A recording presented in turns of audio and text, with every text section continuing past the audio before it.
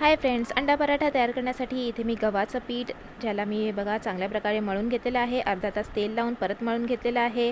आता इथे आपण जसा गोळा घेतो चपातीसाठी तसा गोळा घेऊया आणि चांगल्या प्रकारे गोल आकार देऊया.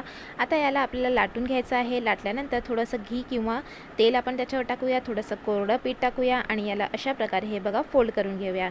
तर चांगला आपला लच्छेदार पराठा तयार होईल. आणि हे बघा अशा प्रकारे आपल्याला इथे गोल शेप द्यायचा आहे आणि याच्यावर परत कोरडं पीठ लावूया आणि आपण लाटून घेऊया.